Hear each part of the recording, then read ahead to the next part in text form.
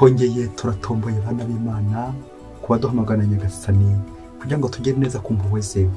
Ku izina ry'Imana Data na Mwana na Roho Mutagatifu, amen. Amahoro bana b'Imana, nimuhumure, Imana iradukunda. Ije kutugera neza kuri uwa kane mutagatifu tariki 17 Mata 2025, ubwo tugiye kwizirikana ku masomo yo mu misa y'amavuta matagatifu. Ngaho tugiye guhurira n'Imana maze natwe tureke Nyagasani adusige ahasigaye twinogereze. Isomo rya mu gitabo cy'umuhanuzi Izayi umutwe wa 61 umurongo wa 1 kugeza ku wa 3 n'umurongo wa 6 kugeza ku wa 9.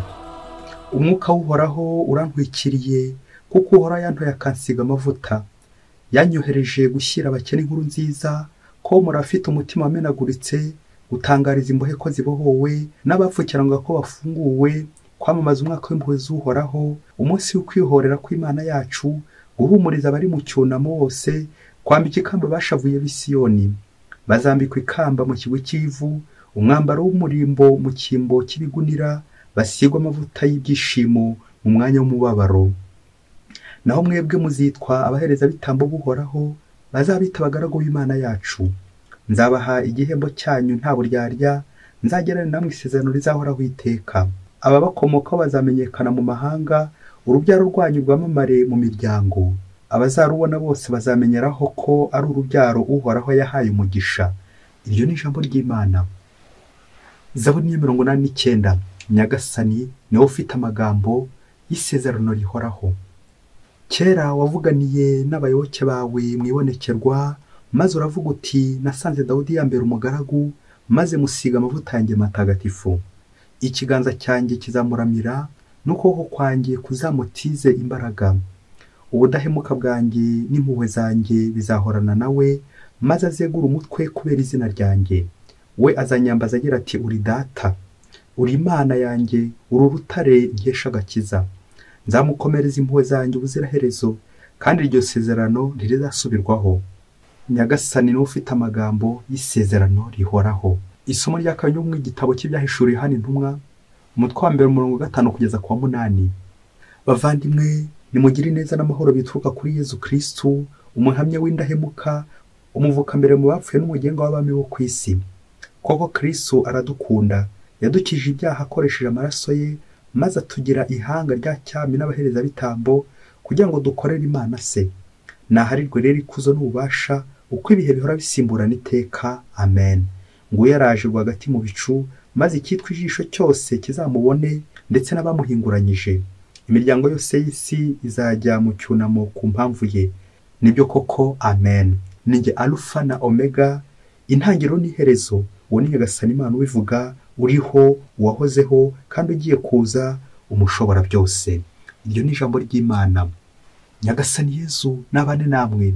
Amagambo mu Ivanjili ntagatifu yanditswe na Luka umutwe wa 4 umurongo 16 kugeza ku 21. Muri icyo gihe Yezu ajya i Nazareti aho yari yarerewe, maze nk'uko yabimenyereye yinjira mu isengero ku munsi w'isabato.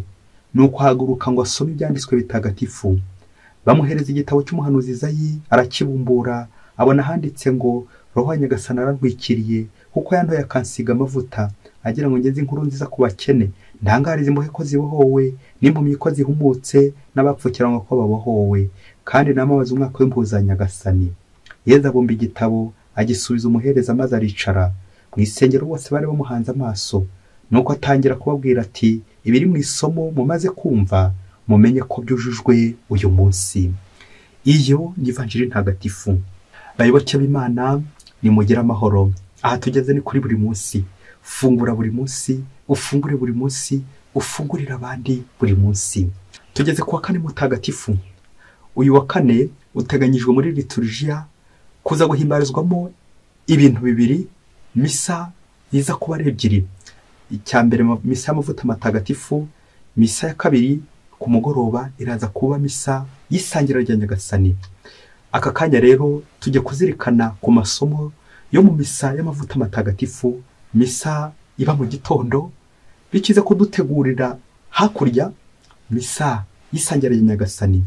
Muri misa y'amavuta matagatifu turongera twibutswe hamwe n'amasomo. Isomo ryo mu gitabo cy'umuhanuzi Izayi twakiriye, aho batubwira intore ya Nyagasani. Isomo ryo mu gitabo cy'ibyahishuwe, aho batubwira nanone ko Kristo ari we ntangiriro ndetse n'iherezo, Alpha na Omega, ndetse n'ivanjiri itubwira Yesu ujya iwabo ajya yigishiriza, nuko akaza gusoza nyuma yo gusoma isomo ababwira ati ibyo mumaze kumva muri aya masomo mumenye ko byujujwe uyu munsi. Amen, amen, amen.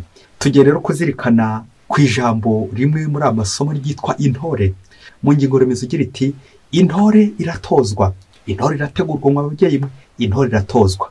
Tukaza kwibaza ngo itorezwa he? Ndahandi usibye mu itorero, ninde uyitoza? Ni umutoza. Mu kuzirikana ku ntore, reka tubumbire hamwe amagambo atatu tugiye kuzirikanaho muri iyi nteruro igira iti mu itorero umutoza aratoza intore. Mu itorero umutoza aratoza intore. Bityo nawe uza gusohoka ahangaha urebe niba uri umutoza, urebe niba uri intore, ariko urebe aho utorera. Iryo torero ryawe ni irihe? Ngize ingingo 3 ziza guturanga tuzirikana ku ntore: itorero, umutoza ndetse n'intore. Reka duhere ku ngingo ya mbere, itorero. Hari ngo experience, abashakashatsi bamwe bavuga ko ufashe umwana muto igitambambuga ukamushyira nko mu ishyamba, intare ikaba yamurera cyangwa ikirura, bemeza ko ikirura gitamuriye kidahise kimutapfuna, wa mwana ashobora gufata imico cya kirura, bishoboke ko yanamera nkacyo. Aho ngaho twitoreza rero, aho ngaho mu itorero, aho dutorera. Niba utora mu gihuru uzahinduka igihunyira, niba utorera mu ishyamba uzahinduka nyine inyamaswa, niba utorera mu rugo uzahinduka umuntu. Turifuza rero gutoreza abana bacu mu rugo kugira ngo bazahinduke abantu ubumuntu. Iyo bavuze itorero, bamwe bumva amatorero nk'amadini yayandi kenshi dukunze kuyoboka aho kuyoboka Imana. Nyamara itorero turi kuzirikana ahangaha ni kiliziya, kandi kiliziya yibanze, Eglise de base, n'urugo handi twitoreza kuba abantu. Ngaya amashuri, ngaya amavuriro, ngaya amagurupe tunyuramo, aho sagenda haturema hadutoza. Izo ni za kiliziya ntoya aho tugomba kwitoreza kugira ngo twigane intore nkuru Yesu Kristo. Rero icyo dusaba no gukaza amarerero yacu, maison de formation, kugira ngo natwe tuzabe mu nyine intore zizihiye Nyagasani w'intore nkuru. Abakecuru ngo iyo bajyaga kugura inkoko mu isoko, yayigezaga mu rugo ngo akayitongera akayibwira ati ujye utora utaha, ngo iyo nkoko ntiyongera kuva mu rugo, ikaguma aho ngaho. Nanjye nawe turashikaza guhora dutora dutaha mu kiliziya iwacu mu ngo aho tuba, bityo aho tuba tugahagira itorero Nyagasani yifuza gutambukamo ari kudutorezamo, kugira ngo natwe tube intore nyakuri. Dusabe inema natwe yo gutora dutaha, dore ko intore nyine itora itaha mu rugo aho irererwa. Itorero. Ingingo ya 2, umutoza. Hari mvugo ya Kinyarwanda igira iti ihene mbi ntuyizirikaho iyawe. Iyo umwana ari gukora neza cyangwa ari gukora nabi, abamubonye bahita bibaza ibintu bibiri. Abamubonye bahita bibaza ngo uyu mwana ni uwo kwande, se yitwa nde cyangwa nyina yitwa nde, ubwo ninde umutoje, ninde wamubyaye. Hanyuma ati ninde wamwigishije, mwarimu we ninde. Sawuli yatojwe na Gamariyeli. N'abarimu bacu benshi barahari, hari abadutoza neza, hari n'abadutoza nabi. Abo batoza, umutoza wese asabwa gushungura aho gushungera. Dore bya bindi bavuga ngo uwibahetse ababwiriza uri mu mugongo. Niba utoza abandi, biragusaba indi migenzo myiza, izindi ngero nziza muri wowe, ubuzima bwawe, kugira ngo umurikire abo uri gutoza. Umutoza mukuru n'ubundi aracyari wa wundi ni Yesu Kristo. Niyo tugomba kurangamira, tukamwiga kandi tukamwigana, tukamukurikira kandi tukamukurikiza, kuko niyo mutoza w'ukuri ugomba kudutoza ubukristo tukabaho neza. Ngira itorero rya Yesu, ngibi nibyo dutoza, akadutoza kuba intore nyazo. Wa mubyeyi we, ujye umenya ko abana bafata vuba, abana bafata vuba mu mutwe. Icyo mutoje nta nicyo akurana. Nguko rero ko umutoza agomba guhora yitwararika, dore ko intore itora icyo umutoza yataye. Gutara rero navuga nti nko gutara ubuki, nka rwa ruki rutara ubuki nyine, icyo agiye kwitorera hirya nta nicyo gitunga nyine iyo ntore. Urasabwa rero kujya utara kure, ugatara nyine ubuki, kugira ngo abo utoza baryoherwe, bishime, batore ibyo wataye. Ingingo ya 3, intore. Ano ingingo remezo y'uno munsi, kuba intore. Abantu benshi bakunze kwiyitirira ijambo ati ndi intore, ndi intore, ngo intore ntiganya, intore karata ibigo by'intore.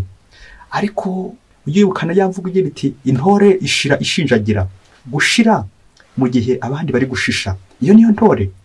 Ariko akenshi usanga ubutore bwacu ari ukugira ngo dushishe abandi bari gushira. Nibyo Yezu atubwiye ijambo rikuru ry'uno munsi hamwe n'aya masomo y'intore koko, ati roho wa Nyagasani arantwikiriye kuko yantoye akansiga amavuta. Amen, amen, amen. Ibindi birakomeza agira ngo ngeze inkuru za kubakene, ntangariza impuhwe ko zibohowe n'ibindi byinshi cyane. Intore isigwa amavuta. Kuri uyu wa kane mu gitondo twibukijwe ko hari misa y'amavuta matagatifu. Iyi misa bayita messe chrismale, misa y'amavuta matagatifu, aho imbaga y'abakristu benshi ibikikije umwepiskopi hamwe n'abasaserdoti bibuka Kristo intore nkuru tugomba gushagara. Yamvuga ugira iti zitwamo nkuru, intore nkuru nyine ni Kristo. Rero muri no misa habamo ubwoko butatu bw'amavuta azakoreshwa ku mwaka wose ahabwa umugisha. Amavuta ya mbere, amavuta y'abarwayi, atwibutsa ko dusangiye imibabaro na Kristo, Kristo asangira natwe imibabaro kugira ngo dukize. Amavuta ya kabiri n'amavuta y'abigishwa, aho twibutsa ko turi intore, ibyo torero. Intore irategurwa, intore ifite aho itorezwa, ntahari iri mu itorero nyine, katekimena, ubwigishwa ko turi abigishwa ba Kristo, Kristo akaba umwigisha wacu. Hanyuma bwa gatatu n'amavuta ya Krisima, Kristo nyine, Kristo risobanura uwatowe, uwasizwe, intore, intumwa y'Imana, intumwa y'Imana, intore. Intore nkuru rero ni Yezu Kristo, niwe wasizwe by'ukuri, Imana ikamuhereza ku isi kugira ngo natwe agire gute, adusige hanyuma twinogereze. Ngaya amavuta tugenda dukoresha mu masakramentu, tugenda dusigwa, Kristo ugenda dutora akadutuma. Ngiyo ya kiliziya, bya torero tugomba gutorezwamo. Amasakramentu nk'ibimenyetso bitagatifu Kristo akoresha kugira ngo dutagatifurize muri kiliziya ye. Ngiyo ya ntore isigwa, hasigaye ikinogereza. Ngo umunsi umwe hirya kure cyane muri Afurika, muri maison de formation, mu irerero cyangwa mu itorero, ngo hari mu nzu y'abihaye Imana. Ngo uwihaye Imana umwe muri aba, ngo yari umubikira, ngo ajye gukorera ubutumwa kure, akagera aho yakoreraga ubutumwa bimugoye, byamusabaga gutega bisi kugira ngo aze kubasha kugera gushyika aho agiye mu butumwa. Nuko ngo umunsi umwe ngo umugabo w'umushoferi ngo wari ufite imodoka ye, ngo akajya abona uwo mubikira uburyo atega bimugoye. Umunsi umwe ngo aza kumugirira impuhwe, asanze ari kuri arete, bishoboke ko yarategereje bisi, amugira impuhwe, amushyira mu modoka ye kugira ngo amugeze aho agiye mu butumwa. Nuko baragenda. Ngo wa mushoferi ngo we hajyaga gukora ku kazi, aho yari agiye ku kazi, icyerekezo cyari gitandukanye naho uwo mubikira agombaga kujya. Afata icyemezo cyo kujya muri icyo cyerekezo kugira ngo amugezeyo. Wa mushoferi uko atashye, dore ko yari yamenye amasaha umubikira atahiraho, n'ubundi akajya kumufata akamushyitsa muri kominote yabo, akamufata akamushyitsa muri kominote yabo. Ibyo bigihe kirekire, noneho bigeze aho wa mubikira atacyongeye kwirirwa ahagarara cyangwa amara igihe kirekire kuri arete, kubera ko wa mugabo yajyaga afata nyine igihe akaza kumureba mu irerero, akaza kumureba aho nyine mu itorero, akamujyana aho yagombaga kujya gukorera ubutumwa. N'ubundi ubutumwa bwasozwa akagaruka akajya kumureba, akamuzana, akamugarura mu nzu y'iwabo. Ari ababikira babyakira neza, ari n'umugore w'uyu mugabo nawe abyakira neza, by'igikorwa cy'urukundo umugabo we ari gukora. Nuko igihe kimwe kiza kugera bya bindi by'uko Sakinda azabyara ikindi, kandi ngo aho intorezo ikubitiwe nyakabwana zotana amakenga. Ngo umunsi umwe cyara kabe bya bindi by'uko nyakibatarara bushyitsi, wa mugabo, ya modoka ndetse na mubikira ntibagaruka, burinda gucya bataragaruka, ari muri kominote y'ababikira bataramubona umubikira ko yagarutse, ari no muri rwa rugo wa mugore atarabona umugabo we ko yagarutse. Muri iryo joro umugore arahangayika, ndetse n'umukuru w'umuryango nawe arahangayika, buri wese ahangayikishijwe ko atarabona uwashinzwe, uwarera, uwo yitaho. Nuko ngo wa mugore afata icyemezo cy'uko agiye kujya kubabikira, kujya kureba umugabo we. Muri rya joro nanone umukuru w'ababikira afata icyemezo ko aza kuzindukira kwa wa mugabo, kubera ko yari ahazi, wajya kureba aho yamubikira agaruke muri kominote. Nuko ngo bukeye wa mugore afata urugendo, na wa mubikira nawe afata urugendo, baza guhurira mu nzira. Umugore abaza wa mubikira ati umugabo wanjye ari he? Nari nje kureba umugabo wanjye uri iwanyu. Wa mubikira nawe ati nanjye nje kureba umubikira wanjye uri iwawe. Nuko rero gica bakomeza kugenda babazanya ati umugabo wanjye ari he, umukira wacu ari hehe, bose bagenda babazanya. Sinshaka gutinda kuri iri shavu n'aka gahinda uyu mugore afite wabuze umugabo we muri uruzerero, n'uyu mubikira afite wabuze umubikira ashinzwe. Sinshaka no gutinda no ku butinde bagiriye bombi, ari uyu mugabo ari n'uyu mubikira bagiriye aho bagiye, ku bibazo bagiriye muri no nzira. Sinshaka no gutinda uburyo bakomeje kwitana ba mwana bose igihe bari bahuriye muri no nzira, ahubwo ndashaka gutinda kuri icyo kintu cyo kotana amakenga, aho intore zo bari kubitinya akabwana zotana amakenga. Nditsivuza gutinda kuri ya nteruro y'igifaransa igira iti car on a la chair d'auberge, l'on ne s'approche pas du feu.